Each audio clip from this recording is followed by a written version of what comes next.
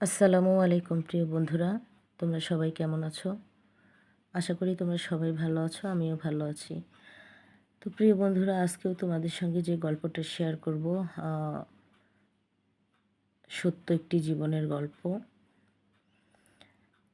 এই গল্পটি অনেক বড় বড় নাটক, সিনেমাকেও হার মানাবে। তো চলো প্রিয় বন্ধুরা, গল্পটা শুরু করা যাক। তো বন্ধুরা, গল্পটা আমার মা অনেক আগেই আমাকে দুনিয়াতে রেখে চলে যান। আমার বয়স যখন 7 বছর ছিল, তো আমার বাবা নতুন করে বিয়ে করেন, আমার সৎ মার সাথে সংসার করেন। তো আমার সৎ মা আমাকে তেমন একটা দেখতে পারতো না, তেমন একটা কি একেবারেই দেখতে পারতো না। একটু খেতে দিলেও হিংসে করতো, লেখাপড়া করাবে না আমাকে। আমার পিছনে অনেক টাকা পয়সা খরচ হয়ে যায়, এই নিয়ে বাবার সঙ্গে বিভিন্ন পর্যায়ে ঝগড়াঝাটি হতেই থাকতো আমাকে নিয়ে। তো আমার বাবাকেও আমি বলতাম যে, বাবা লেখাপড়া না করলে তো জীবনের কোনো মানে হয় না, লেখাপড়া না করলে তো ভালো একটা চাকরি বাকরি করতে পারবো না, আমি আমার জীবনটাকে সামনে এগিয়েও নিয়ে যেতে পারবো না।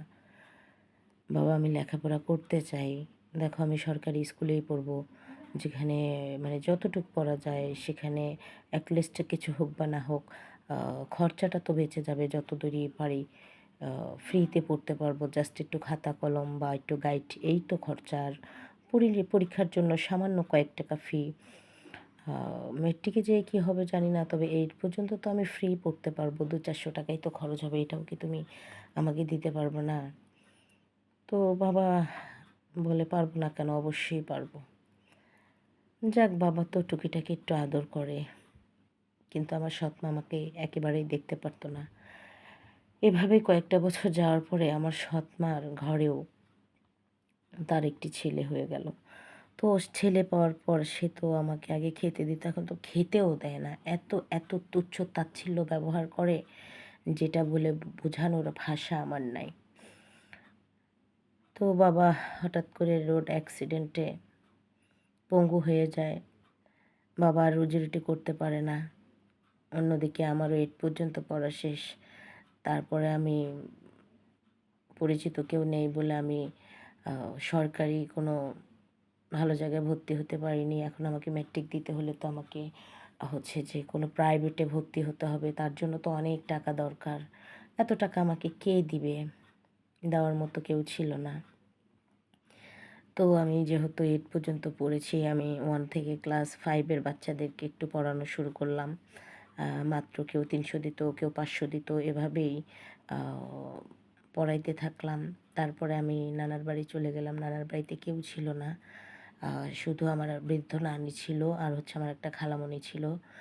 খালামণিকে বললাম যে, খালামণি আমার তো লেখাপড়া বন্ধ, অনেক টাকা পয়সার দরকার, আমি কোথায় পাবো? আমি যদি মেট্রিক পাসটাও না করি, আমি জীবনে কী করে খেতে পারবো বলো? তো খালামণি বলল, বাবারে অনেক টাকার দরকার, প্রায় 21,000 টাকা লাগবে, এগুলো কোথায় থেকে পাবো আমরা? আমরাই তো দিন আনি দিন খাই। আমি হয়তো 1-2 হাজার টাকার ব্যবস্থা করে দিতে পারবো। তখন আমি খুব হতাশ হয়ে গেলাম। হতাশ হয়ে যাওয়ার পর কী আর করার? কিছুই করতে পারছি না। তো বাড়ি আসলাম। আসার পরে সৎ মার তো এই অত্যাচার মানে সার্বক্ষণিক সহ্য করতেই হবে। নসিবে করে এনেছি, কিছু তো আর করার নাই। আমার ওসব নিয়ে কোনো ভাবনাই ছিলই না। খেতে দিল না কেন? ভালো ব্যবহার করলো না কেন? আমার জাস্ট একটা জায়গায় ফোকাস ছিল, সেটা আমাকে লেখাপড়া করতে হবে, বড় হতে হবে। কিছুই যদি না পারি, আমি মেট্রিকটা পর্যন্ত দেই।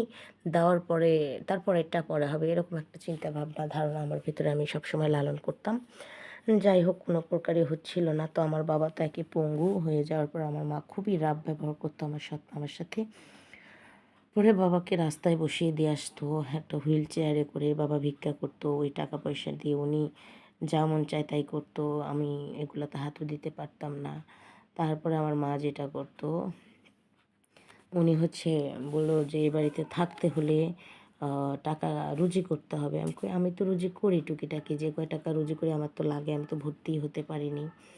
তো এভাবে আমার সৎ মা যেটা করতো সেটা দেখতাম বাড়িতে বিভিন্ন ছেলেপেলেরা আসতো, ওদের সাথে কথাবার্তা হতো, আমাকে বিভিন্নভাবে শাসাতে থাকতো।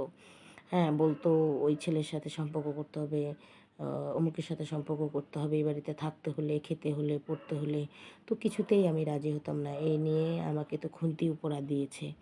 দিয়ে আমার মানে যেখানে সেখানে দাগ লাগাই দিত। আমি অনেক চিৎকার বাকড়া করতাম। বাবাকে এই বলে কী করব? বাবা তো পঙ্গু জীবনযাপন করছে। এভাবেই চলতে থাকে। তো আমি হচ্ছে ঘরে শুয়ে আছি। শুয়ে থাকার পর সে ওই রাতটাই যে আমার জীবনে কাল রাত হবে আমি এটা কখনো ভাবিনি, চিন্তাই করিনি। কারণ প্রত্যেকটা মুহূর্তে আমি লড়াই করতাম আমার সৎ মায়ের সাথে। এই করে, করে আমার জীবন কাটছিল। তো হঠাৎ করে একদিন রাতে হচ্ছে একটা লোককে আমার মা আমার ঘরে ঢুকিয়ে দেয়। আমি যে এত বড় তো আমি নই। ক্লাস 8 পর্যন্ত মাত্র পড়ছি। বয়স কতই বা হবে তোমরা বুঝতেই পারো। খুবই কম বয়স ছিল আমার। তো লোকটাকে ঢুকিয়ে দেয়। আমি ঘুমন্ত অবস্থায় আমার শুলে বিভিন্ন জায়গায় শুরমুশুর। তো আমি থেকে, থেকে একটু চুলকাচ্ছি। কি হয় না হয়। তো হঠাৎ করেই আ মানে মনে হচ্ছে যে আমার শরীরের উপরে কেউ টর্চারিং করতেছে। চোখটা খুলতেই আ চিৎকার দেব দেখতেই আমার মুখটা যাইতে ধরে রাখছে। হাত ২ টা বাঁধা আমার। আ মানে আমার দেহটার উপরে সেই টর্চারিং চালাইছে।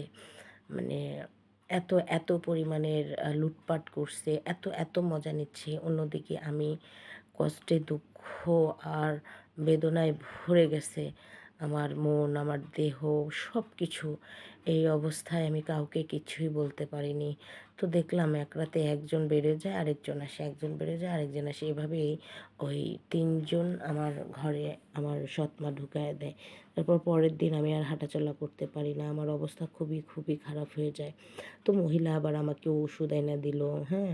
নাপা ট্যাবলেট দিল। কয়, "নে মলমটা লাগায় নিস" এই বলে। আমি আ কী বলে প্রতিবাদ করতাম। তারপরও ওনাকে বললাম, তুমি যদি আমার নিজের মা হতে আমাকে যদি জন্ম দিতা, তুমি কি পারতা এই ধরনের কাজগুলো করতে আমার সাথে? তোমার কি লজ্জা করে না? বিবেক বলতে কিছু নেই? অমনি আমার দুগালে ঠাটিয়ে ২ টো চড় মারল সে। মারার পর বলল, "যদি আর কোনো সময় মানুষকে তো বলা দূরের কথা, তুই মুখ দিয়ে একটা কথাও বলিস, তোর বাবাকে ডাইরেক্ট দুনিয়া থেকে তুলে দেব। কি ভাবছিস? বসে, বসে খাবি? সেটা আর হবে না। প্রতি রাতে দেহ বেচবি আর এ বাড়িতে থাকবি, খাবি।" তখন দুনিয়ার কোনো কিছু আর বুঝতে না পেরে বললাম, "হ্যাঁ, তোমার সব কথা শুনবো। বিনিময়ে আমার লেখাপড়া তোমাকে চালাতে হবে।" তখন সে বলে, "ঠিক আছে, এই ছোট্ট একটা চাহিদা তোর আমি পূরণ করে নেব।" কিন্তু আমার মনের মধ্যে তো ছিল অন্য কিছু। যে আমাকে দিয়ে তুমি ব্যবসা যখন করাবেই, তো আমিও নিজেকে রক্ষা করতে পারলাম না। তো কিছু হারাবো, কিছু পাবো না এমনটা তো হইতে পারে না। তারপরে আমি উনার কথা মতো চলে উনি প্রতি রাতে কেউ না কেউ বড় পার্টি আইনা আমার ঘরে ঢুকায় দিত। উনি অনেক টাকা ইনকাম করত। আমার স্কুলের লেখাপড়াটা জাস্ট আমি করছি। মেট্রিক দেওয়ার পর আ ওই মহিলা কাছ থেকে আমি পুনরায় আবার ভর্তি হইছি। আইওতে ভর্তি হওয়ার পর সব কিছু সেট আপ করে দিয়ে আমি কিছু ভালো স্টুডেন্টকে পড়াই। মাস শেষে আমার প্রায় ২০,০০০ টাকার মতো ইনকাম। তারপরে ওই মহিলা আমার ঘরের মধ্যে একটা মানুষ ঢুকাইছে। ঢুকানোর পর হচ্ছে আ আমি খুবই টর্চারিং করছি। করার পরে ওই লোকটার তো পুরা হাতই কাইটা দিছি। দেওয়ার পর আমি থানায় গেছি। যাওয়ার পর সব কিছু খুলে বলছি। ওনারা আমাকে মেডিকেল করাইছে। করার পর মহিলাকে জেলে নিয়ে গেছে। আর বাবা এই অবস্থায় বাবা আমাকে বলছে, "মারে আমি তোরে রক্ষা করতে পারিনি। আমাকে মাফ করে দিস।" বাবাকে বললাম, "বাবা তোমার তো কোনো দোষ নেই।" কারণ এর আগে বাবা অনেকবারই বলেছে যে, "মা সবাই তোর জন্যই ঘরে ঘরণী এনেছিলাম। কিন্তু সেটাই যে তোর গলার কাটা হবে সেটা বুঝতে পারি নাই। আমারে মাফ করে দিস।" সেখানে আমার বাবাকে বলার আর কিই বা থাকতে পারে আমার। বাবাকে বললাম, "বাবা তুমি টেনশন করো না। যা হবার ছিল হয়ে গেছে। আমার কিসমতটাই তো খারাপ। যাকগে তুমি টেনশন করো না। আমার যতটুকু সাধ্য হবে আমি তোমাকে দেখব। তারপর আমি আইএ কমপ্লিট করে ওই টাকা দিয়েই টুকিটাকি স্টুডেন্ট পড়ায় আমি বিএও কমপ্লিট করি। তারপর আমি এখন খুব ভালো একটা চাকরি করি। করে আমার বাবা দেখাশোনা করছি। আমার বাবা এখনও জীবিত আছে। আর ওই মহিলার যাবজ্জীবন কারাদণ্ড হইছে। রইল বাকি আমার সেই ছোট ভাইয়ের কথা। ওকেও ফেলিনি। ওকে হোস্টেলে মানে হোস্টেলে রাইখা আমি লেখাপড়া করাচ্ছি। এট লিস্ট আমি আপন পর করব না তাই। তো গল্পটা তোমাদের সঙ্গে এই কারণেই শেয়ার করলাম। দেখো আমার সৎ মা উনি চাইলে কিন্তু আ মানে খুব সৎভাবে নিজেও কাজকাম করে নিজের পেটের সন্তান মনে করে আমাকে পড়াতে পারতো বা আমার টেক কেয়ার করতে পারতো, আমাকে ভালোবাসতে পারতো, মায়ের আদর দিতে পারতো। বিনিময়ে কিন্তু আমি উনাকে কখনো অবহেলা বা অসম্মান করতাম না বা আজ পর্যন্তও করিনি। আর যতটুকু করেছি এটা উনি রিজার্ভ করছে। উনি তো আমার পুরো লাইফটাই শেষ করে দিয়েছে। তো আজ পর্যন্ত আর বিয়ে শাদী করার চিন্তা ভাবনা করিনি, কারণ আমি চাই না কাউকে ঠকাতে। আর জীবনের শেষ নিঃশ্বাস পর্যন্ত বাবাকে দেখবো এভাবেই, যেভাবে আ জীবন কাটতে থাক। যদি কখনো জীবনে এমন কেউ আসে, ভেবেছিলাম একবার যে বিয়ে শাদী করা দরকার। আবার ভাবি না, না, যাকে বিয়ে করব সে তো ঠকবে, এটা আমার দ্বারাই হবে না। তাই চাকরি করছি, জীবন চলছে এভাবে। তো গল্পটা শেয়ার করলাম এই কারণে, আমার সাথে যেটা হয়েছে তোমাদের সাথে যেন এটা কখনো ওপরওয়ালা না করে। নিজেরাও একটু সাবধান থেকো, ভালো থেকো, সুস্থ থেকো। আল্লাহ হাফেজ। আসসালামু আলাইকুম।